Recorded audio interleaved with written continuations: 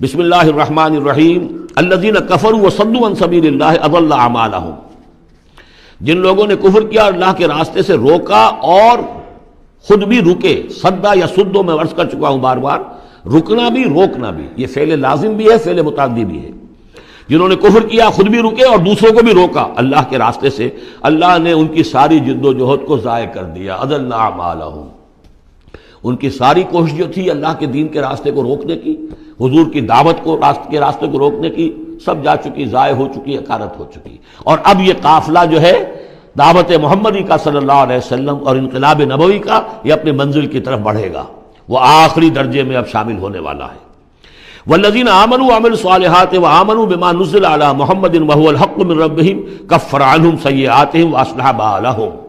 اور اس کے برعکس جو لوگ ایمان لائے، جنہوں نے نیک عمل کیے اور جو ایمان لائے اس شے پر جو نازل کی گئی ہے محمد پر صلی اللہ علیہ وسلم، وهو الحق، اور وہ حق ہے، من ربهم، ان کے رب کی طرف سے، کفر عنہم سیئاتہم، اللہ نے دور کر دیے، معاف کر دیے ان سے ان کی خطائیں، ان کی غلطیاں. واصلح بالہم، اور ان کے حال کو، ان کی کیفیت کو سنوار دیا، بنا دیا، ان کی سیرتیں، ان کے کردار. اب دیکھ لو یہ جو صحابہ کی جماعت جو ہے، ان کی سیرتیں دیکھو، ان کی شخصیتیں دیکھو. اللہ تعالیٰ نے ان کو نکھار کر ان بھٹیوں میں سے گزار کر کے جو مکے میں تھیں، جن میں سے کہ آزمائشوں کی بھٹیوں میں سے نکل کر آئے ہیں، تو کندن ہو چکے ہیں، خالص زر خالص. ذالک بان الذین کفروا اتبعوا الباطل، یہ اس لیے کہ جن لوگوں نے کفر کیا انہوں نے باطل کی پیروی کی، لہذا وہ تو نتیجہ اس کا وہی نکلنا تھا کچھ نکل رہا ہے. وَأَنَّ الَّذِينَ آمَنُوا اتَّبَعُوا الْحَقَّ مِن رَبِّهِمْ، اور جو لوگ ایمان لائے انہوں نے پیروی کی حق کی جو ان کے رب کی طرف سے آیا ہے.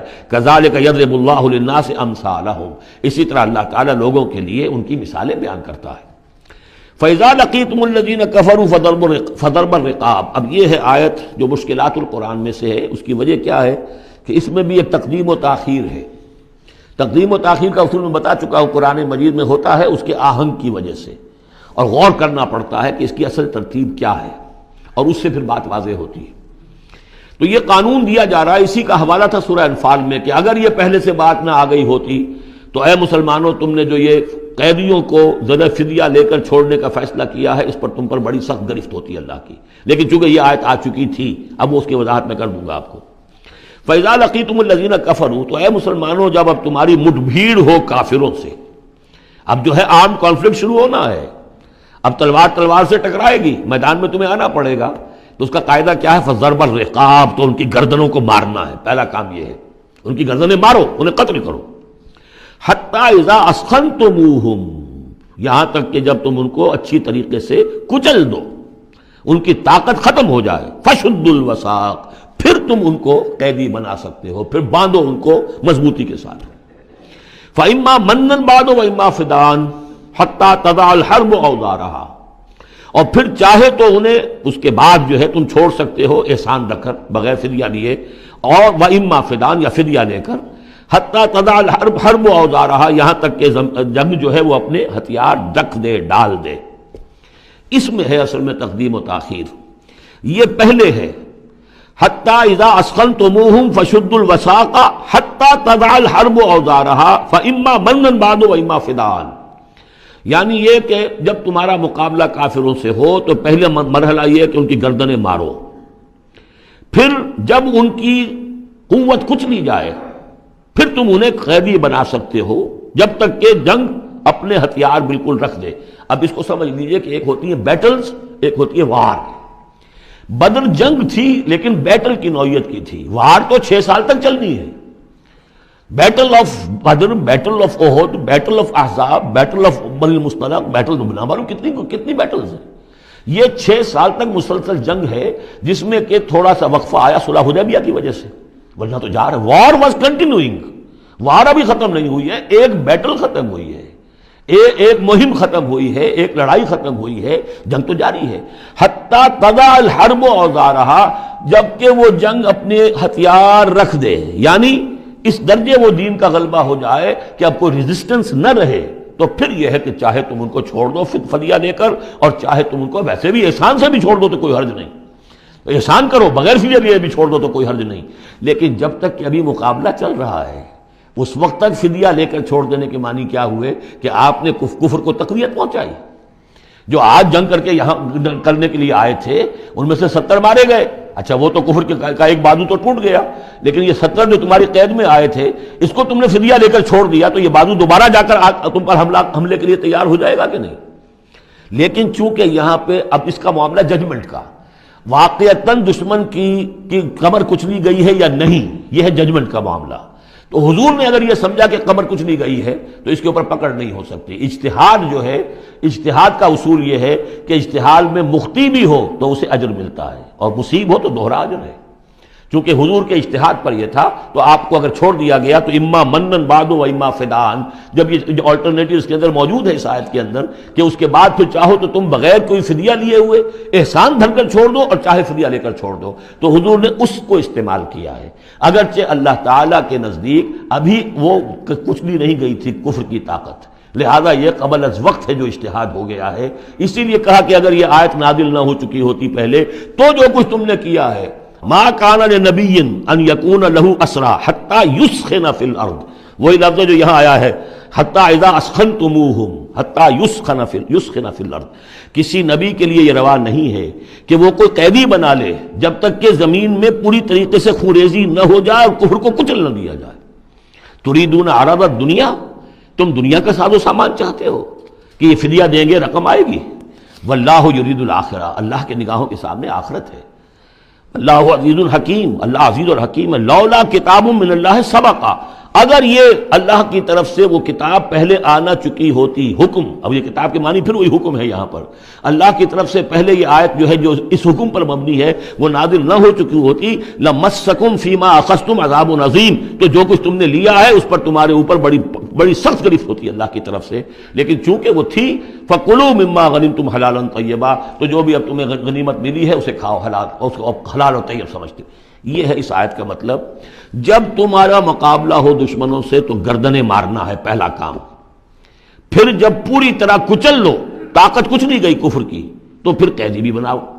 فَشُدُّوا الْوَثَاقَ حَتَّى تَضَعَ الْحَرْبُ أَوْزَارَهَا، جب جنگ بالکل ختم ہو جائے اور گویا کہ وہ ہتھیار ڈال دیے، جنگ نے ڈگ ڈال دیے، اب کوئی طاقت نہیں رہی کفر میں، پھر تم چاہو تو ان کو فدیہ لے کر چھوڑ دو، چاہو تو بغیر فدیہ کے بھی چھوڑ دو، کوئی بات نہیں، اب کوئی خطرہ نہیں، اس لیے کہ انقلاب آ چکا اور مستحکم ہو چکا، اب ان کے کیے کچھ نہیں ہوگا. حتی تضع الحرب اوزارها ذلک ولو یشاء اللہ لانتصر منہم، اللہ چاہتا تو خود ہی ان سے بدلہ لے لیتا، ان کفار سے انتقام لے لیتا. ولکن لیبلو بعضکم ببعض، اللہ تعالیٰ چاہتا تو اس 1000 کے لشکر کو آنے واحد میں ختم کر دیتا، لیکن اللہ نے تمہیں موقع دیا، تمہاری آزمائش کی، تمہارے صبر کا امتحان لیا. لیکن اللہ تعالیٰ امتحان لیتا ہے، جانچتا ہے بعض کو بعض کے ذریعے سے. وہ 1000 کے لشکر کے ذریعے سے ان 313 کے استقامت کی، ایمان اور استقامت جو ہے اس کی آزمائش ہو گئی. والذین قتلوا فی سبیل اللہ فلن یضل اعمالہم، اور جو لوگ اللہ کی راہ میں قتل ہو گئے تو اللہ تعالیٰ ان کے اعمال کو ضائع کرنے والا نہیں ہے، ان کے سارے اعمال کا بھرپور اجر انہیں مل جائے گا. سیہدیہم ویصلح بالہم، اللہ تعالیٰ ان کو راہ دے گا، پہنچا دے گا، جنت تک پہنچا دے گا، اور ان کے جو معاملہ ہوگا وہاں پہ ان کے احوال بہت اعلیٰ ہوں گے، بہت عمدہ ہوں گے. وَيُدْخِلُهُمُ الْجَنَّةَ عَرَّفَهَا لَهُمْ، اور داخل کرے گا انہیں اس باغات میں جو پہلے ہی انہیں پہچنوا دی ہے، بتا دیا ہے کہ اس جنت میں کیا کچھ ہوگا، وہ تو ہم بتا چکے ہیں قرآن کے اندر، اس جنت میں داخل کرے گا. یا ایھا الذین آمنوا ان تنصروا اللہ ینصرکم ویثبت اقدامکم، اہل ایمان اگر تم اللہ کی مدد کرو گے تو اللہ تمہاری مدد کرے گا اور تمہارے قدموں کو جما دے گا. یہ بہت اہم قانون ہے اللہ کا. تم اللہ کی مدد کرو گے تو اللہ مدد کرے گا. تم اللہ کے دشمنوں سے پینگیں بڑھاؤ، دوستیاں کرو، ان کی وفاداریوں کے دم بھرو، انہیں اپنا سرپرست سمجھو، انہیں اپنا حمایتی اور مددگار سمجھو، اور ساتھ ہی دعا کرو تو دعائے قنوت نازلہ چاہے سال بھر کرتے رہو گے، اللہ نہیں سنے گا تمہاری دعا. ڈھاکہ گیا، مشرقی پاکستان گیا، بدترین شکست آ گئی، قنوت نازلہ مکے میں بھی اور مدینے میں بھی پڑھے جا رہے تھے اور پورے پاکستان میں پڑھے جا رہے تھے، اللہ نے نہیں سنی. تمہاری دوستیاں کس سے؟ اللہ سے تو ہے نہیں. اللہ کے خلاف تو اعلان جنگ ہے، تمہاری ساری معیشت سود پر چل رہی ہے. تم نے اللہ کے باغیوں کو دوست بنایا ہوا، انہیں اپنا سرپرست سمجھتے ہو، انہی کی مدد پر تمہارا جو ہے سارا سہارا بھروسہ ہے. آ رہا تھا کوئی جہاز چل کر امریکہ کا، وہ تو نہیں آیا، تو اللہ کیوں سنے گا تمہاری بات؟ ان تنصروا اللہ ینصرکم ویثبت اقدامکم، اگر تم اللہ کی مدد کرو گے، تم اس کے اگر مخلص ہو، فرما بردار ہو، اس کے دین کا جھنڈا لے کر کھڑے ہو گئے ہو، تن من دھن اس کے لیے لگانے کو تیار ہو، اللہ مدد کرے گا.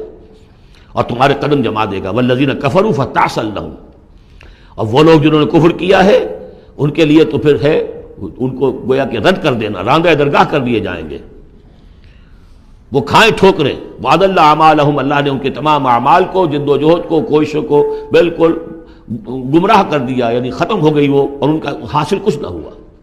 ذالک بانہم کرہوا ما انزل اللہ فاحبط اعمالہم، اس کی وجہ کیا ہے کہ انہوں نے وہ چیز ناپسند کی جو اللہ نے نازل کی. فاحبط اعمالہم، اللہ نے ان کے تمام نیک اعمال بھی ضائع کر دیے. یعنی آخر ان میں ایسے بھی تھے کفار میں سے جو غریبوں کو کھانا کھلا دیتے تھے، جو حاجیوں کی خدمت کرتے تھے اور سمجھتے تھے بڑی نیکی کا کام ہم کر رہے ہیں. یہ سورہ توبہ میں ہم پڑھ آئے ہیں، اجعلتم سقایۃ الحاج وعمارۃ المسجد الحرام، ان چیزوں کو تم نے بہت بڑی نیکیاں سمجھ رکھا ہے. لیکن یہ کہ اگر تم نے اللہ کے نازل کیے ہوئے قرآن کو ناپسند کیا ہے تو اللہ نے تمہاری ساری اعمال جو ہے حبط کر دیے. افلم یسیروا فی الارض فینظروا کیف کان عاقبۃ الذین من قبلہم، تو کیا یہ زمین میں گھومے پھرے نہیں کہ یہ دیکھتے کہ کیا انجام ہوا ان لوگوں کا جو ان سے پہلے تھے. دمر اللہ علیہم، اللہ تعالیٰ نے ان پر ہلاکت کو مسلط کر دیا. وللکافرین امثالھا، اور ان کافروں کے لیے بھی ایسے ہی انجام آئیں گے. ذالک بان اللہ مولا الذین آمنوا وان الکافرین لا مولا لہم، اور یہ اس لیے کہ اللہ تو مولا ہے، رفیق ہے، پشت پناہ ہے، مددگار ہے اہل ایمان کا، اور یہ کہ کافروں کا کوئی مولا ہے ہی نہیں. یہ اصل میں یہیں سے حضور نے پھر وہ نعرہ اخذ کیا تھا جب غزوہ احد میں، جب وقتی طور پر مسلمانوں کی شکست ہو گئی اور حضور بھی اور صحابہ بھی پھر پہاڑ کے اوپر چڑھ گئے احد پر، اور اس کے بعد پھر جو دامن میں کھڑے ہوئے تھے جو کفار کے اس وقت کے سربراہ تھے، اس میں ابو سفیان تھے اور خالد بن ولید جو بعد میں دونوں ایمان لے آئے صحابہ میں سے ہیں.